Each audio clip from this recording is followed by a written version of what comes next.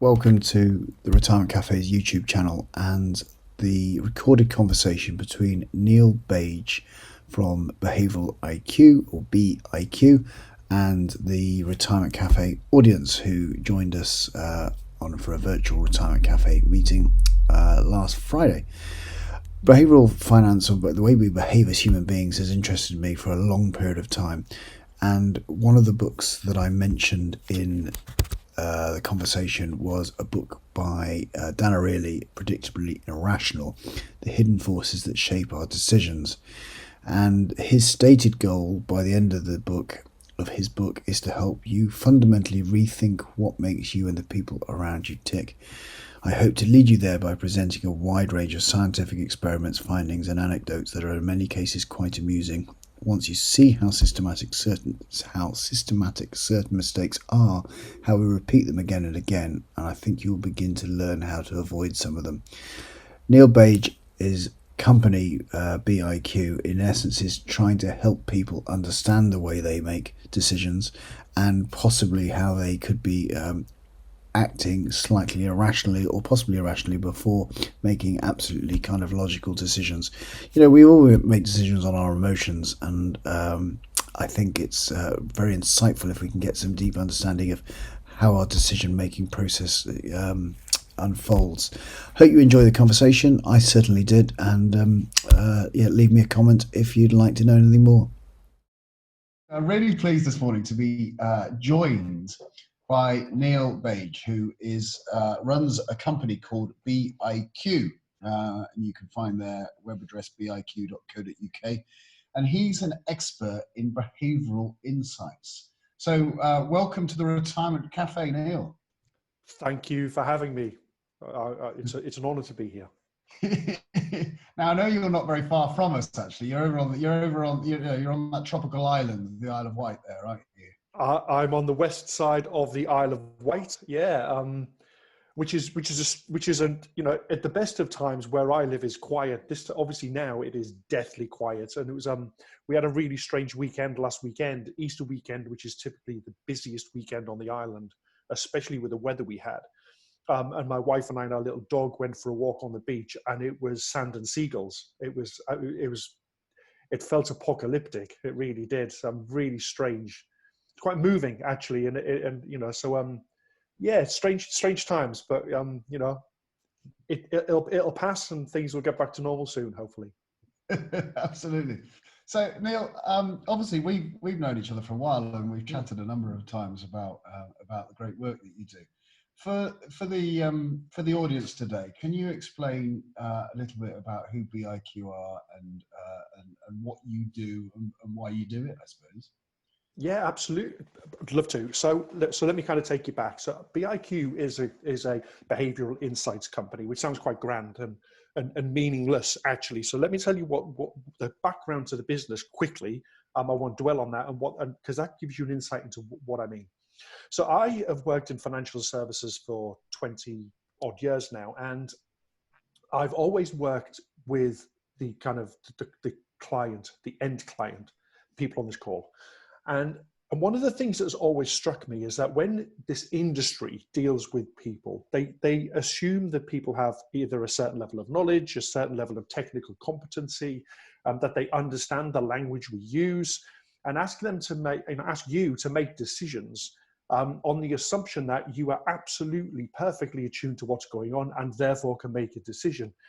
And I studied sports psychology and human biology. And one of the things that you learn in sports psychology is what goes on in your head is absolutely incredibly powerful and dominates the way that we interact with the world around us. We take information in, we process it unconsciously, and that ends up being a part of the DNA of the decision that we end up making. And I was sitting one day in a well-paid job, in for a big financial services company, a FTSE 100 company. I was one of the senior managers there, and I just thought, this is all wrong. This is all wrong. We should be trying to help people make safer decisions. We should be revealing to people what's going on in their heads so that they can be forearmed to make better decisions.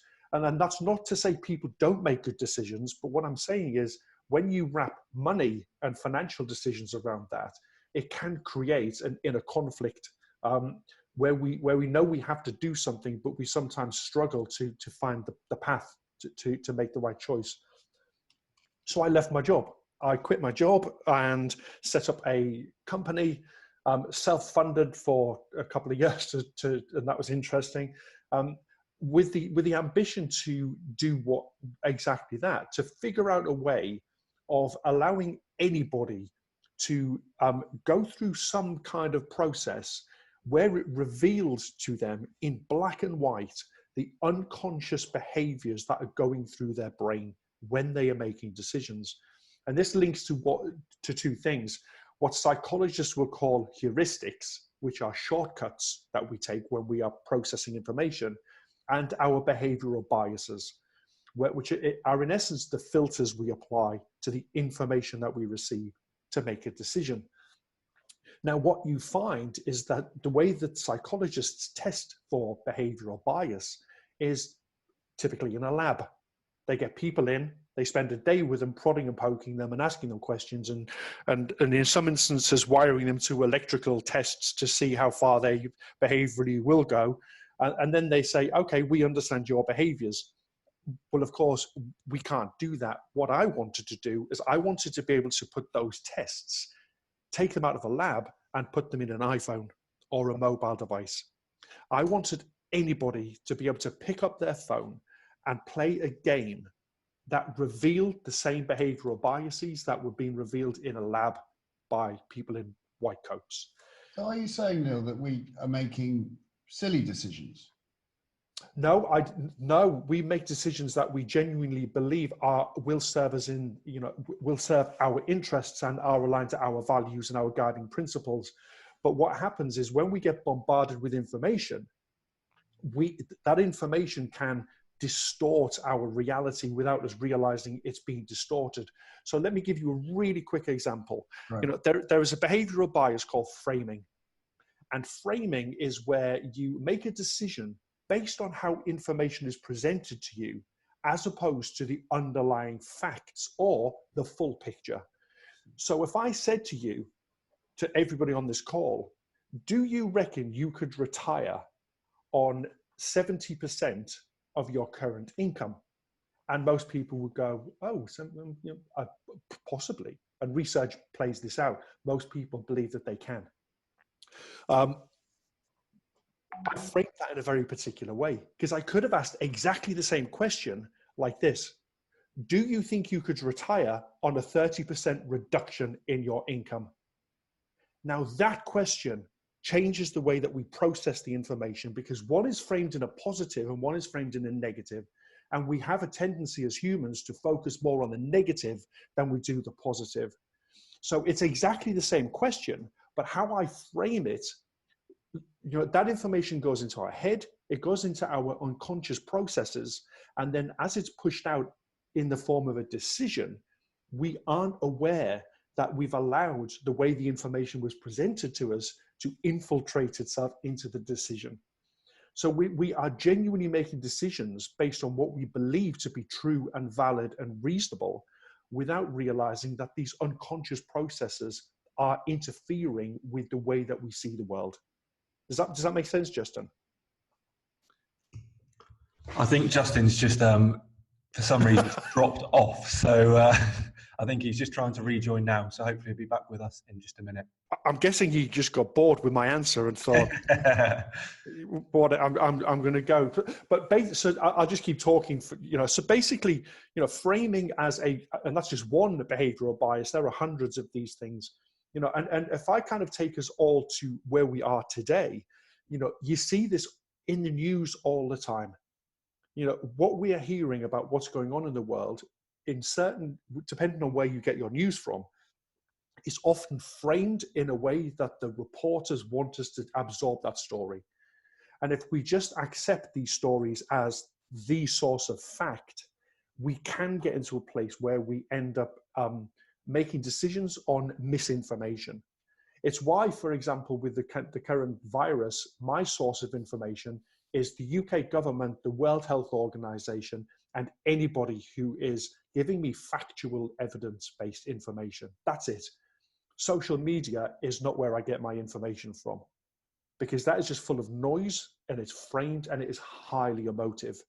So we need to be careful of things like that. And that's what ultimately, as a business, that's where we got to. We ended up building an app, which is in the Apple Store, which allows anybody to go through a process and figure out the strength or weakness of their individual behavioral biases and how they are manifesting themselves in the decisions that we make. I hope that makes sense. Justin, I think Justin's back now.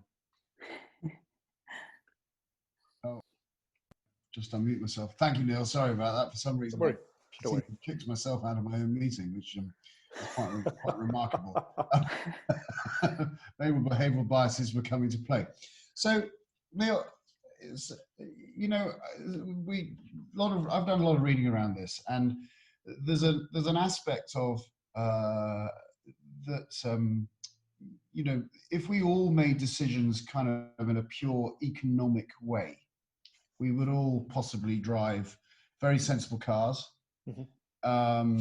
And we would all, there's probably an optimum kind of shirt we would buy and pair of trousers we would buy and a very sensible car with the least depreciation and, the best house that we would buy for, which is going to grow at the right price. There's an econ kind of way of doing it. But in my experience, that a lot of decisions are made emotionally. Would you agree with that? I completely agree with that. Absolutely. I don't. So one, our emotions play a significant part in the decisions we make. So let me just slightly backtrack. There's two types of behavioral bias. Right. One is what's called cognitive biases, and these are where we make errors in the way we process information.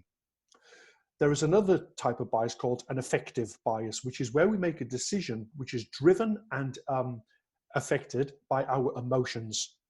And there are far more affective biases than there are cognitive biases, because our emotions are such a dominant part of who we are. My emotions and my behaviors make me. And therefore, to turn off my emotions, it's an impossibility. Therefore, I have to accept that my emotional state will impact how I make decisions. It's why I'm a big believer on that phrase, sleep on it, to allow you to kind of hit the reset button, cognitively speaking, so that I don't want to make a decision now because I'm stressed and I'm angry and I'm anxious and I'm worried. I go to bed, I wake up, and I'm not in the same emotional state. Therefore, I could hopefully make a better decision. But there is a biological, one of the first things you study when you study human biology is what goes on in the brain.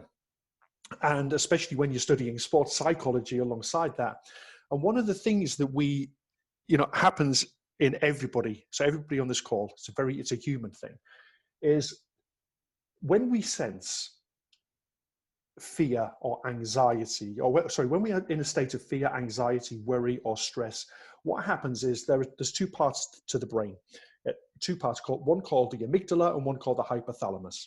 And I'm not going to get too technical here, but basically when the brain senses any degree of fear, whether that's a tiny piece or a big dangerous situation, the amygdala sends a message to the hypothalamus, and it says, I need you to kick in what's technically called the sympathetic nervous system, but it's what everybody else knows typically as the fight and flight mechanism in our bodies. We either run and get the hell out of there, or we stay and we fight. Now, the interesting thing with our sympathetic nervous system is it does the most amazing things. It shuts down your stomach, your gallbladder, your intestines. Your pupils dilate. You stop producing saliva. Your hearing becomes more fine-tuned, and it pumps your body full of adrenaline.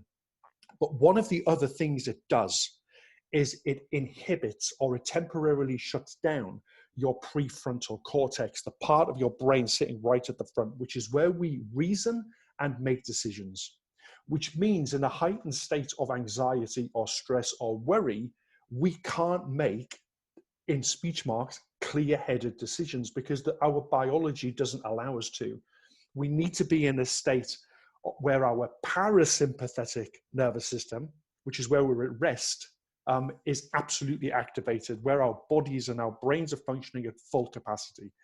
Now, our emotions, play a significant role in triggering our sympathetic nervous system.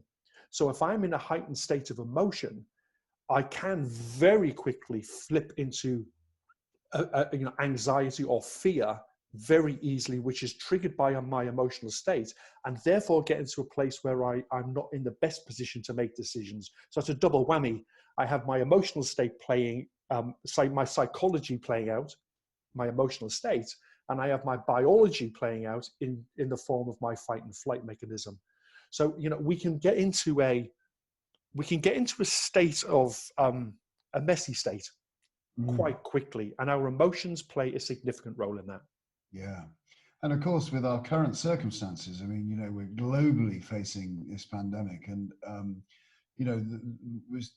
businesses are facing bankruptcy, and people are seeing stock market investments plummet. There's real concern about people's health. What skills could you maybe suggest that people can use to kind of navigate their way through this? Gosh, that's a great question. Just your question, Justin, gives you lays bare the state of where we are currently. If all I had to deal with was a stock market falling, I could deal with that. But actually, that's not all I have to deal with today. I don't even know what the date is today. The days all blur into one now. April 17th. On April the 17th, I have to deal with markets being quite volatile. We're on a national lockdown. Our partners are at home all the time. Our kids are at home all the time. Our jobs are at risk. All of these things carry their own emotional baggage anyway. Now, when they all combine into one big mess like we are in currently, it's quite difficult actually to put into practice any practical tips that enable us to navigate the current landscape. But there are two that I use today that help me. One of them is a process I always invoke when there's lots going on in my life, and that is I write things down. And it sounds really silly and really simple, but I write things down. I start keeping a journal, and I don't write chapter and chapter and chapter, but I write things down about what's going on, what's going on today. So yesterday, lockdown extended by another 3 weeks. How do I feel? I'm okay actually at the moment, and I start writing things so then I can refer back to, big events, if you like, and try to figure out what I went through emotionally at that particular point in time. And it works for some people, it doesn't work for others. It really works for me. The other thing that I do is I'm a big advocate of having a trusted advisor. And I don't necessarily mean a financial advisor. I mean someone who you trust explicitly to be able to share your innermost thoughts with, someone who you can reach out to and say, I'm not okay. And they won't judge you for that. They will have a conversation with you. And the reason why this is important, and I have two people who I do this with, the reason why this is important is because I'm absorbing news and information like everybody else is. And what that means is that I'm starting to create stories and narratives in my head about what's going on in the world, but they are living exclusively in the head of Neil Bage. They're not living anywhere else. And I need to be able to get other input, but from a trusted source. So when I speak to my closest friend and I say to him, how are you getting on? What do you think of this? Now, how are you seeing the world? What do you reckon is going to happen? It allows me to have a different viewpoint from someone who I love and trust. And it allows me to update my stories. And it allows me to start to see the world in a different way, potentially. And if he says, oh my God, no, I think this is really positive, because what it does is it changes the balance of negative, positive messaging in my head. and actually allows me to start to see things that I may not have been able to see. So writing things down and turning to someone who you trust, and that might be your husband, your wife, your kids, your best friend, your financial advisor. My point is, I don't care who it is, having someone who you can trust to turn to talk to during times like this. This has been proven through psychology through the years. Talk therapy is absolutely a crucial part of navigating difficult, awkward, unusual testing situations. Yeah, yeah. And I think the only thing I would really add to that is to try to find someone who's going to be without judgment. Absolutely, always. I think that's the point I make is when I say trusted advisor, it's someone who I can turn to and I can say, I'm not okay, actually. And they don't turn to me and say, come on, Neil, pull yourself together, stiff upper lip, all that type of thing. I don't need to hear that. I don't need anybody to tell me, that things are going to be okay. This will pass. I don't need that. I know that. I do know that. What I need to do is I need to have a conversation with someone who doesn't judge me for maybe feeling a little bit scared about what's going on and anxious about my business and all of these things, and just says, oh, that's a good point, Neil. This is what I see. So you're absolutely right, Justin. Someone who doesn't judge you, but someone who just listens and gives you their honest opinion as someone who loves and trusts you. So Neil, I know that and your app and your website, etc., helps people uncover a lot of these biases that we have, and you mentioned cognitive biases, etc. So maybe you could give us an idea, a couple of examples of biases that people suffer from, and then for argument's sake, you mentioned there's a recency bias. We look at the last 3 months and we extrapolate that to think that that's going to go on forever. And one of the classics we see is stock markets. When stock markets are booming, everything's going to carry on forever, and then when it's not, it's going to decline forever. And of course, when we look through history, that's not representative. But maybe you could chat about some of the biases that you know about, some of the biases that people might go, oh yeah, I'm a bit like that sometimes.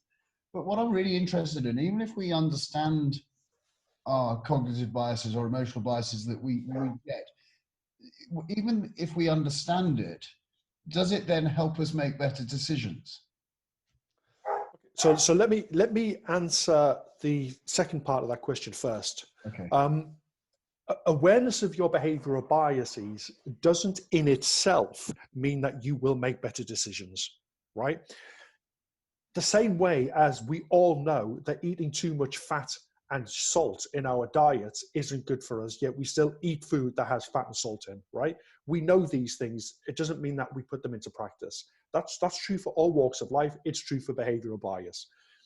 But what it does do is it gives you in black and white, this is who I really am. This is what is going on in my unconscious. I have my subjective self, who I think I am, and how I see myself in the world, how I see myself with my friends and relationships. Then there is the objective reality, which is actually who I really am, which is where my values and principles live. And actually that's why sometimes we fall out with friends and those nearest us, because it's not that they have annoyed us, but they've actually prodded one of our values or guiding principles, and we don't like that. So does knowing about them in itself change anything? Probably not. But actually, if you give people a clear enough explanation of what's going on in their heads, what we've found is it allows you to do two things. The best thing it allows you to do is it allows you just to pause and go, hang on. If I now know that this bias that I have, which is quite strong, can lead to a suboptimal outcome for me, maybe I should pause. Maybe I should just look a little bit deeper, a little bit further. If I still make the same decision, that's fine. There's no such thing as a bad decision. There is such a thing as a decision that could be more optimal in its outcome, but there's no such thing as a bad decision. We make decisions based on every bit of input that we have, our values, our principles, and that's the right choice for us. But if we understand the strength of biases, then it can just allow us just to go, I'm just going to stop for a second. So when you go into, everybody heard this, the bias I talked about earlier, framing. If you went into a supermarket and you saw two yogurts on the shelf, and one said 80% fat-free, and one says contains 20% fat, now those are the same product, right? But if you are aware that you are highly susceptible to framing, it just may make you think, oh, hang on, it's the same thing. And that changes the outcome of the decisions that you make. So having an awareness is one thing.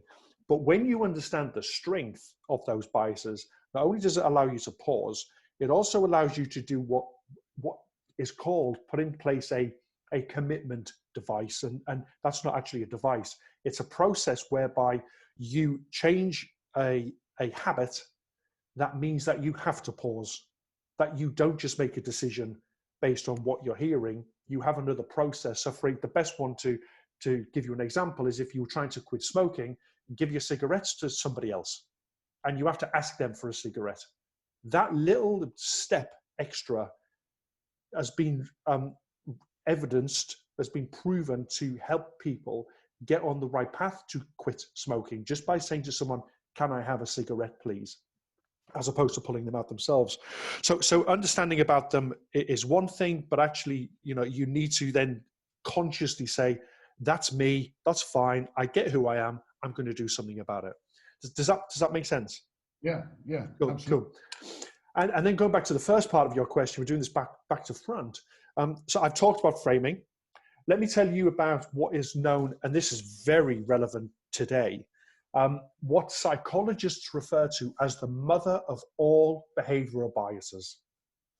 The behavioral bias that can be so damaging in the way we make decisions that psychologists have studied this for years and years and years. And it's a bias called confirmation bias. Now, many of you may have heard of this, but confirmation bias is where we have an opinion or a view, and we only seek evidence that supports that view, whilst at exactly the same time ignoring evidence that could prove we're wrong.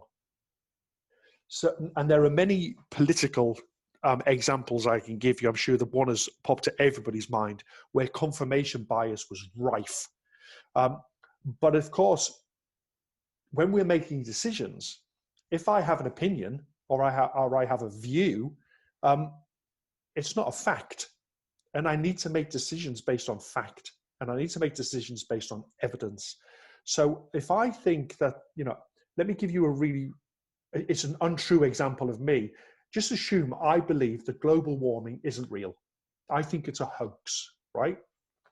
When I go onto Google and I start to search for evidence to prove that I'm right and everybody else in the world is wrong, all I need to do is type in, is global warming a hoax?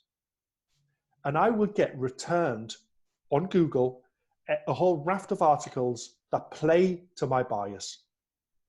If I type, what I should have done is I should just type in evidence for global warming. And I should read a scientific paper where there is a counter argument by scientists, right? And this is a really straightforward example. But if I just search for, if I believe the people who have blue eyes are more intelligent than anybody else, if I search for, are blue-eyed people intelligent, I will get responses that say, yes, they are. But if I type in eye color and intelligence, then I'm going to get a much more rounded bit of information passed back to me where I can make a choice. So confirmation bias is a very dominant behavioral bias in every single one of us. And we need to be really careful that we aren't making decisions that especially can have an impact on our long-term financial well-being that are based on just something that we think is right.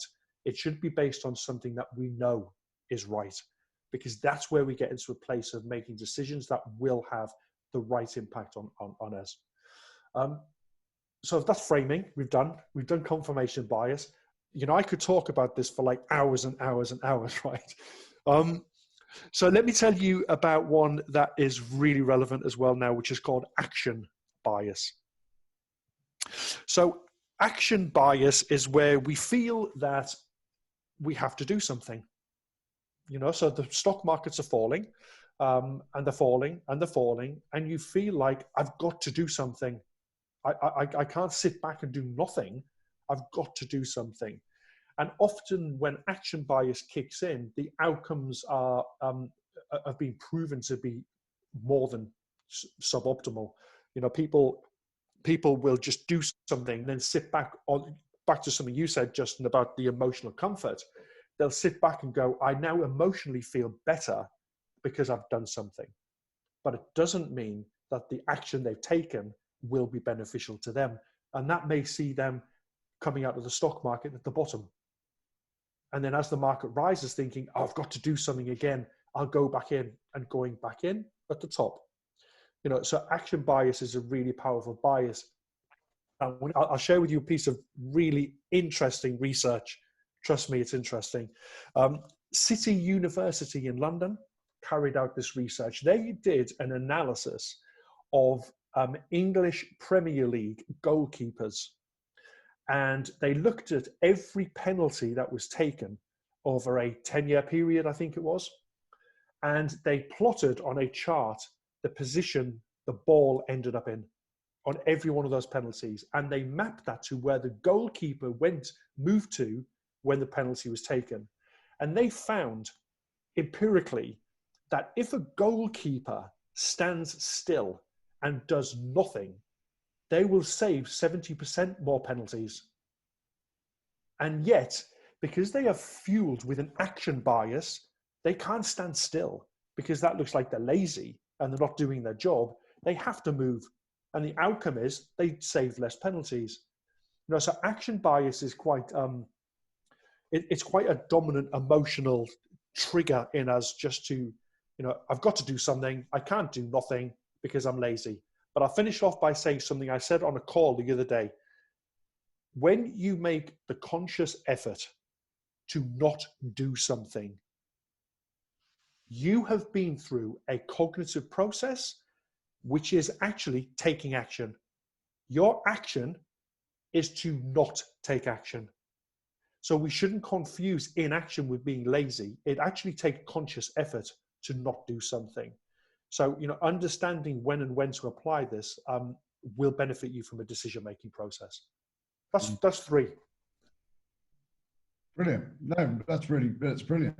I'm just thinking about some of the, for any of the listeners or the audience who might like to know more about this and read up on these subjects. I know that I've read in the past a book by, I can never pronounce his name correctly, but I can put it in the notes later. Dan Ariely, I think it's Dan Ariely. Yeah, Dan Ariely, and he his story was, I think he was Israeli. He is, and I think he suffered in a bomb explosion, some horrendous burns. He ended up in a hospital with kind of a 70-80% burns to his body, and the nurses would used to come to him and change his bandages every 2 or 3 days.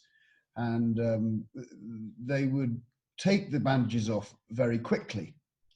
And of course, that he suffered huge pain when these bandages were taken off. As it's a bit, all had a plaster pulled off quickly, and it hurts. But of course, they were pulling these bandages off quickly, and he would say, "No, don't do that. Do them slowly."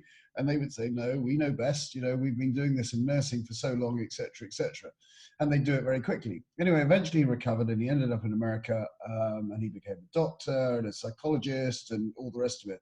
And then he's a lot of research going back to prove that it wasn't a benefit. And the only benefit it was to the nurses, because they could get the job done quickly, and they found it quite painful to do themselves emotionally.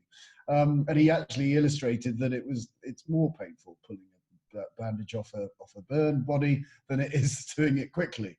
And it's something that they'd in essence learned and been passed on and passed down from nurse to nurse, doctor to doctor, based on no actual evidence, just that actually they thought it was the best way to do it, or they thought it was the kindest way to do it, and from his aspect, it wasn't at all. So that's quite a Yeah, sorry. This is really interesting, right? Because there's a behavioral.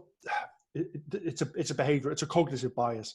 There's a bias called the Semmelweis Reflex, and it's named after a Hungarian physician called Ignaz Semmelweis, who was born in 1825, I think, in Hungary, and he was a what would now be a midwife. He used to deliver babies in the early mid 1800s. And what he was finding was that a lot of people who would go in to have a baby would have the baby, but then would get seriously ill from infection. And when he would speak to the other doctors about this, they would all say, no, we've done this for years. What we do is we go in, we deliver the baby, then we go into the next room, we deliver another baby. And he was saying, yeah, but there's got to be a way we can reduce infection. And he figured out that the best way to stop infection in hospitals and therefore patients dying was to wash your hands after each operation. That simple. So, and now, of course, in 2020, that's obvious, but in 1860, I think it wasn't obvious. And what the surgeons were doing was they would deliver one baby and then they wouldn't wash their hands or get changed even and go into the next room and do the same thing over and over again. And infection was rife.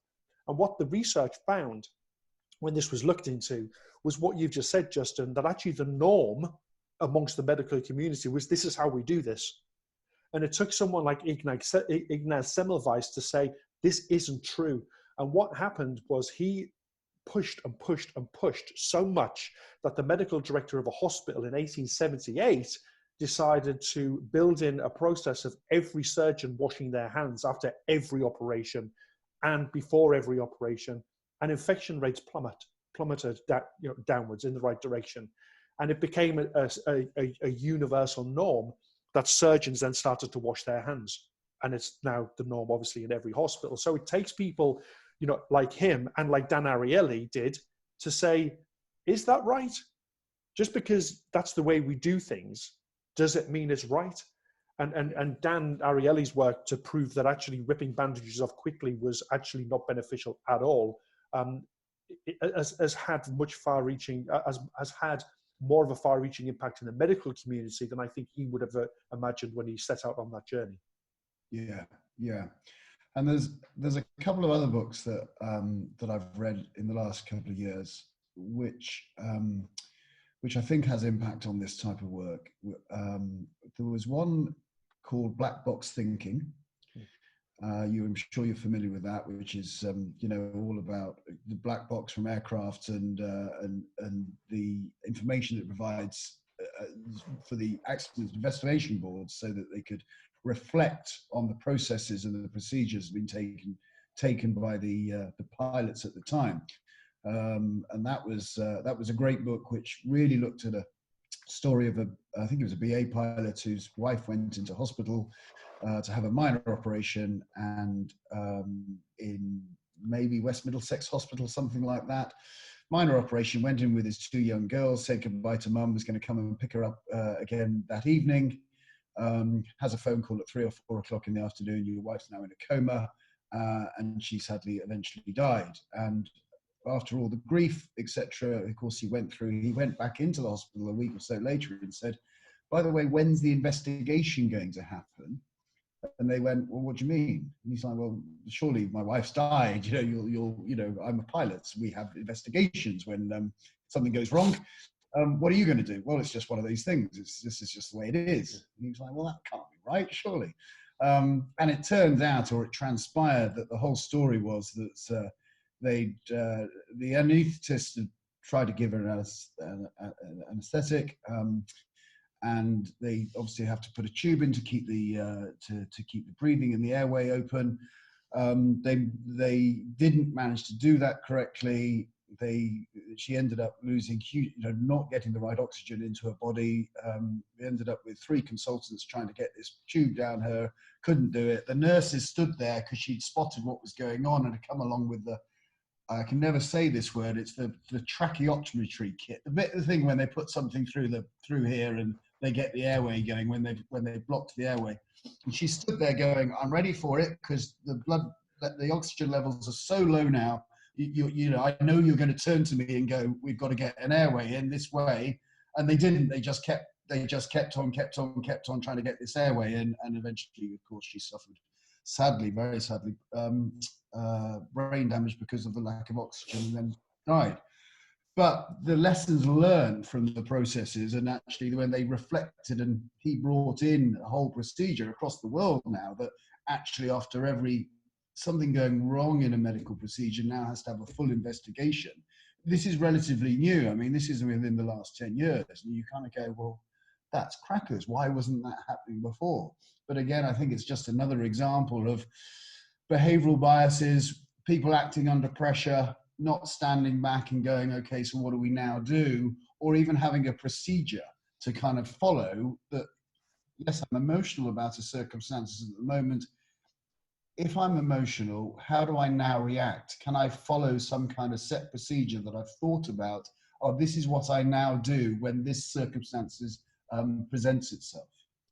Yeah, that's really interesting. There's a, you know, I talked just then about confirmation bias. There's a great bit of work from the medical industry. A guy from Harvard University called Jerome Groupman, who did this work, and what he looked at, he took hundreds and hundreds of doctors, and he gave them all a hypothetical situation to first off to diagnose and then to give a prognosis off the back of. And they all looked at the evidence, they looked at the symptoms of the fictional people, and they all came to their own conclusion that the way that we treat this, the way that we deal with this is like this. And that was fine. He locked all of their answers in. He then went back to half of them and he said, I've got more information on their symptoms. So you have their symptoms, but there's more information we have. There it is. Tell me what you think. And of the half that he went back to, only 10% of them changed their diagnosis and their prognosis. The rest of them said, no, we were right the first time. Don't need to see any more information. We know what we're doing. We're right. And it kind of relates back to the black box story, you know, that the doctors kind of go, no, this is how we do things. And when they're presented with new evidence, confirmation bias kicks in and they go, no, I know what I'm doing. I believe what I'm doing is right. And what they should be doing is they should be then going, oh, hang on, new evidence. Let me examine the new evidence and let me see if this new evidence changes the way that I think of things. And if we can put aside our ego and the fact that we always think that we're always right, then what you end up doing is you see the world from a much more fact-based perspective. And you know, Groupman's research at Harvard showed that actually one of the areas in life where this is really dominant, confirmation bias is dominant, is in the medical world. It's why you should ask for second opinions. Yeah. Because another pair of eyes gives you a different view. And I think this can be the same in the investment world as well. I mean, we've had a number of examples, haven't we? We can see that lots of people make decisions because of greed. We've had a whole mis-selling scandal recently, something called mini bonds. You know, people have been very much encouraged to get into a bond that's paying 8% and then suddenly realizing that it goes pop and why, you know, oh dear, that's quite unfair. You know, I got sold the wrong thing. And it's like, well, if something's promising 8% and the base rate's 1% or 2% or what have you, then, you know, there has to be an expected risk attached to that safe investment. But of course, our emotional greed comes into play and then we get attracted to it and it's presented in a nice way. And sometimes, again, we get confirmation biases from you know, our friends invested in it, or a name that we know on the telly is associated with it, or a footballer, or what have you, and you see those types of things going on. And then, of course, you know, last year we had the scenario with Neil Woodford with his investment. You know, 20 years of fantastic investment performance, and he was the superstar of the investment world, and then he runs an investment thing which goes pop. And I wonder what biases Neil was going through at the time to make those decisions. You know, he's a clever guy. I met him a couple of times, and you know, you know, I was shocked what happened, really was shocked. And then I must admit, I did look at one of the ways I try and filter my biases is that obviously we're advising lots of people on how to invest their money. And I sit there and I then think, okay, so I'm of the academic evidence type of advisor. I buy the markets, I try and do them as cheaply as possible. I buy the value in the small cap because they've given us a higher expected return. The academic evidence shows that that's the case. But I sit there and look at it and then I go, okay, so why am I now wrong? I've come to a conclusion. So let's say I was having to justify a different approach. Why am I wrong? Why is it that I've come to this conclusion? And have I got confirmation bias going on? You know, yeah, that's interesting, because if you've come to the conclusion that you're wrong later down the road, you're not suffering with confirmation bias. You're suffering with hindsight bias. You know, where we look back and we go, I've made the wrong choice here because now how it's playing out. I wish I'd have done this instead. And hindsight bias is quite powerful as well. We do it quite often. Why did I do that? But if you are genuinely making a decision today based on all of the evidence and the facts available to you today, then that's the best you can do. And we shouldn't beat ourselves up if later down the line, because of the way that things play out, what we thought would happen doesn't happen in exactly the way that we hoped it would have. That doesn't mean the decision was wrong. It just means that the journey that happens from the point the decision was made didn't take the trajectory that we thought it would. There's nothing wrong with that. That we can't, like I said, we can't beat ourselves up as long as the decisions we are making are based on evidence and fact, and not just an opinion, you know. Absolutely. Now, I appreciate we're coming up to 11:47 and I've been hogging all the conversation, and I just want to go to our audience and go, has anyone got a question for Neil? Has anyone like to ask him something that I haven't? Please raise your hand and we'll unmute you. I think we can do that. It's probably Ryan, I'm not sure, but someone must have. Yes, I think Alan's got a question. He's raised his hand and I think he should be unmuted now. Over to you, Alan. Great. Yeah, my question is, the guest speaker said that in this current situation, one of the things that he does is he tends to write notes. And I wondered just how routine actually helped with bias. If you were able to set yourself a regular routine, particularly in the current situation, whether that had an impact on your thinking, your thought process, and your bias. It can, Alan. Great question, and it can have an impact on your bias. If you really do it routinely, if you start to do it on a daily basis, then of course what happens over a period of time, very short, typically 7 days, it starts to form into a habit.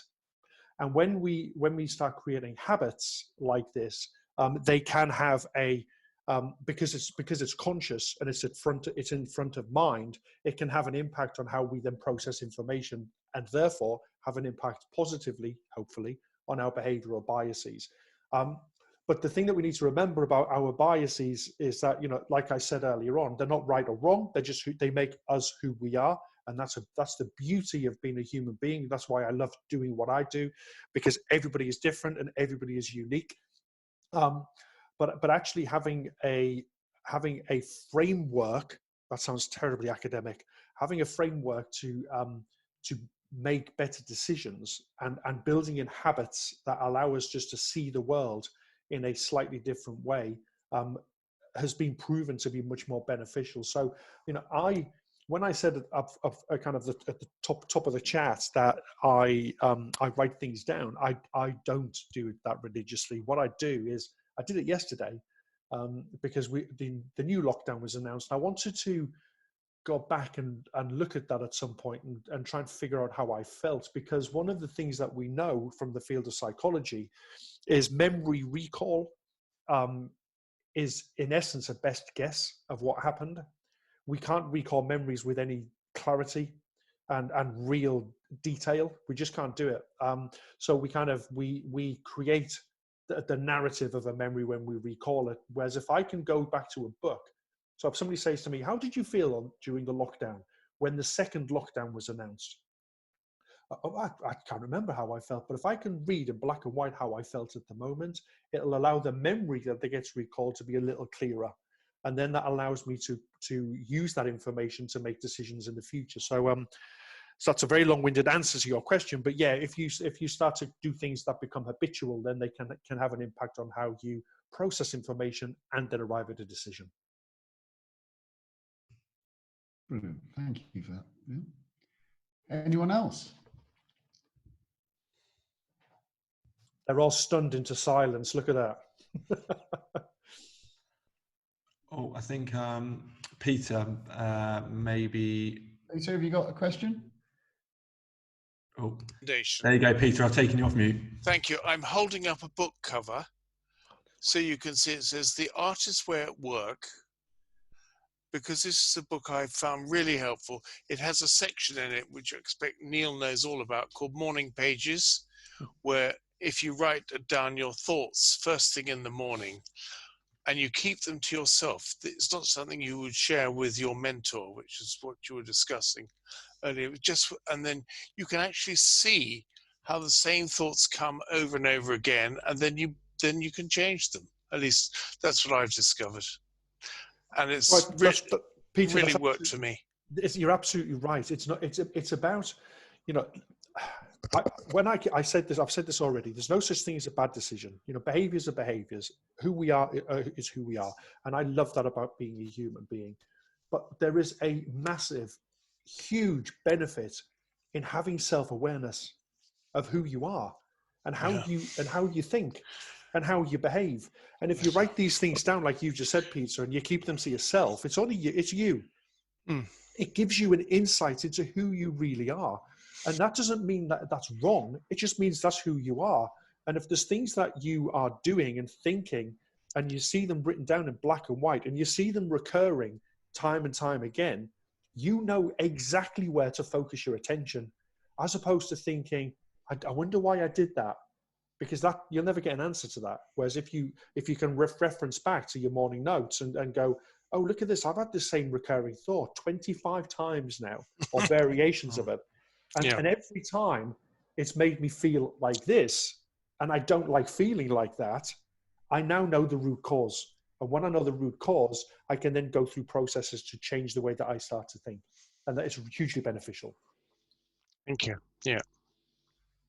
Great. Anyone else got anything they'd like to contribute? Right, I think you're muted. There we go, Ken. Ken. Thank you for that.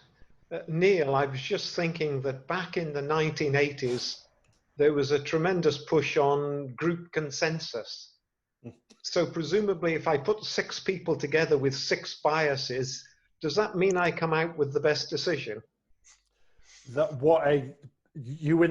Sorry, everybody else who's asked a question, but that wins the star prize for the best question. There is group consensus, group think, in group thinking, variations on a theme.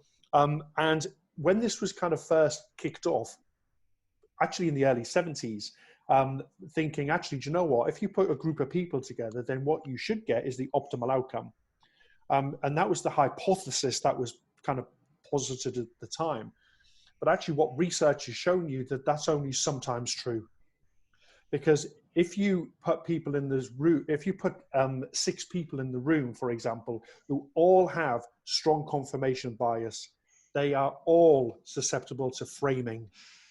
They are all highly loss averse. And then you ask them to make a decision. Well, actually, they may have different life experiences that they can bring to the decision-making process, but unconsciously, they will all be going through a remarkably similar cognitive process that will have an impact on the decision. So the way the groupthink works best when you put a group of people together to try and land on the optimal decision is by having diverse psychological profiles in the room. So you need to, if you do that, then you are more likely to land on a much more balanced decision that the group have come to agree on. If you don't, what you end up with is what's called herding bias, where people just do what everybody else does because they think that's the right thing to do. And you don't get kind of deep and meaningful, diverse conversation to try and land on the optimal answer. Right.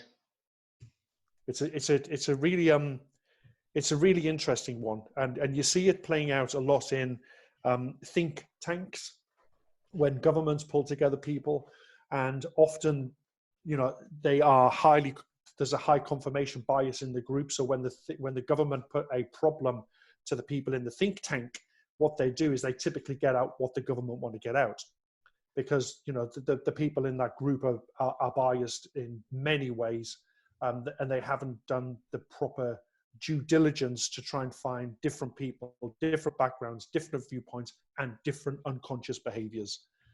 The latter point being probably one of the most important parts when you're trying to ask a group to land on the right question. Hope that answers your question, Ken. Yes, it does. Very interesting. Thank you. Thanks, Ken. So we've got time probably for one more if anyone's got something we can wrap up with. Yes, Melanie.